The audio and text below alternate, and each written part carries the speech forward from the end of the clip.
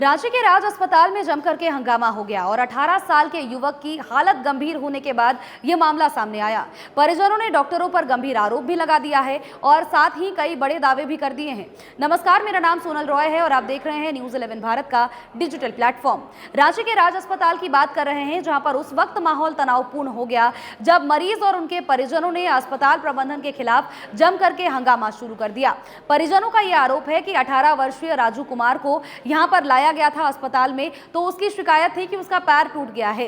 पैर टूटने के बाद उसे अस्पताल में भर्ती कराया गया था, लेकिन अब हालत ऐसी हो गई है कि मामला बेहद गंभीर हो चुका है और अब वो वेंटिलेटर पर जिंदगी की जंग लड़ रहा है।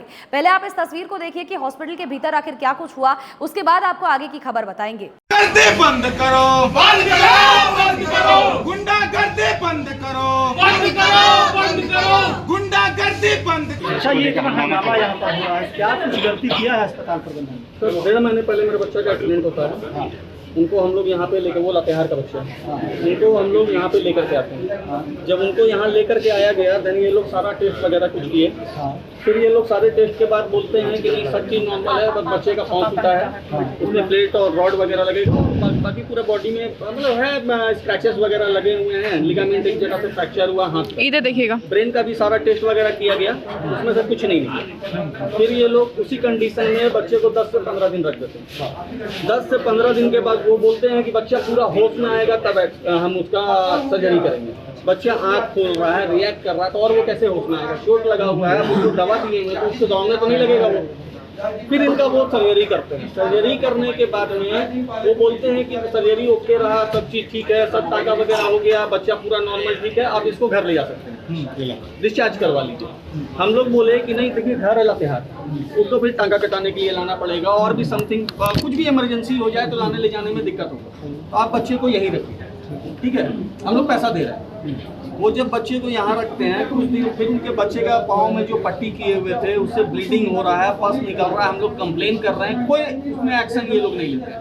3 दिन तक डॉक्टर नहीं आते हैं, उसके बाद उनका पट्टी चेंज होता है, फिर पट्टी वगैरह चेंज करके कुछ दिन के बाद ये फिर क्या बोलते हैं कि बच्चे का पाँव में इन्फेक्शन हो गया, उस इन्फेक्शन के एरिया को कट करके निकालना पड़ेगा और दोबारा से सर्जरी करनी पड़ेगी।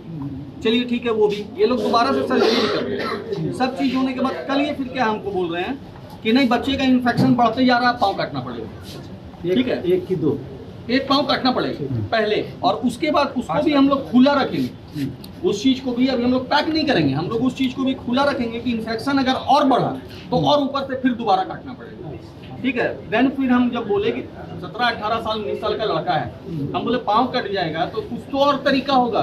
तब इनके डॉक्टर से हम बात किए, इनके डॉक्टर ने एक मेरे को इन्फेक्शन का नाम लिख के दिया कि ये इन्फेक्शन हुआ। उसको, अब डॉक्टर तो हम है नहीं सर, हम जनरली एक आम जनता के जैसा उसको गूगल में सर्च किए, उसमें साफ सुथरा लिखा हुआ है कि शल्य चिकित्सा के दौरान कट मतलब जो टाका पड़ता है उसमें केयर नहीं होने में ये इन्फेक्शन होता है। ठीक है, उसके बाद ये लोगों से रात को मेरा बात होता है कि ऐसा आप पाँव कट करने का बात कर रहे हैं, ये कर रहे हैं, वो कर रहे हैं। उसको हॉस्पिटल में वो बंदा 1.5 महीने से एडमिट है, अगर उसको इन्फेक्शन हुआ तो हुआ कैसे? अगर उसको इन्फेक्शन हुआ तो हॉस्पिटल के अंदर इन्फेक्शन हुआ है ना, हम घर तो उसको लेके नहीं गए हैं। किस डॉक्टर की यूनिट में थे? अभिषेक कुमार रॉय।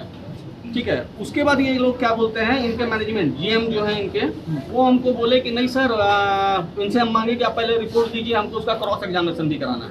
ये लोग रिपोर्ट देते हैं, उसके बाद बोलते हैं हम 2 घंटे में आपको बता रहे हैं सर कि इसमें क्या हुआ, पूरा केस का इंक्वायरी लेने के लिए।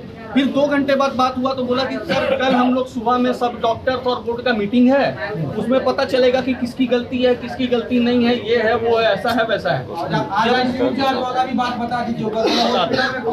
अब उसके बाद आज सुबह ये लोग अपना क्या मीटिंग किए, क्या नहीं मीटिंग किए, कुछ नहीं पता। मीटिंग के बाद ये क्या बोलते हैं कि नहीं सर, बच्चे का माथे में इन्फेक्शन हो गया, ब्रेन में इनका इन्फेक्शन चढ़ गया है, उनको हम लोग नहीं बचा पाएंगे, आप लोग ले जाए। वेंटिलेटर पर मेरा बच्चा डला हुआ है। कितना अब तक खर्च हो गया आपका? अभी तक यहाँ 16-17 लाख रुपए का एवरेज हम लोग यहाँ पेमेंट कर चुके हैं।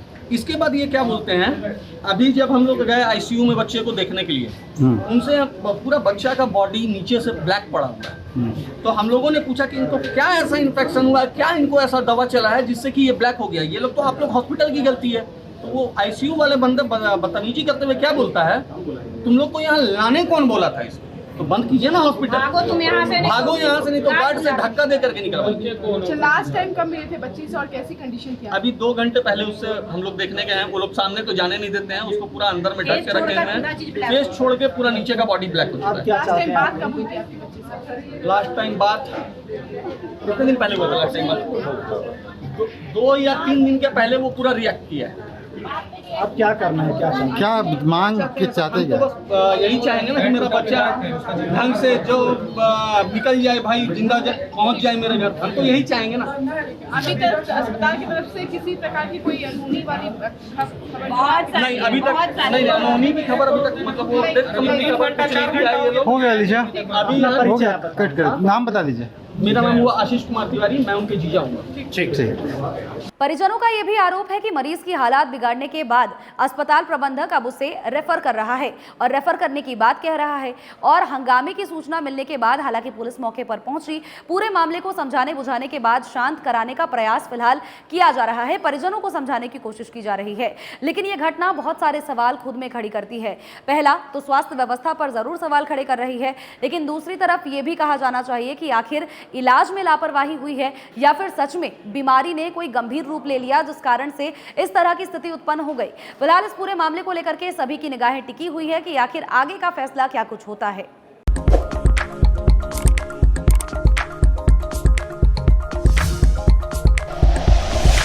Like and share videos, subscribe करें हमारा चैनल और प्रेस करें बेल आइकॉन। News 11 भारत, सच है तो दिखेगा।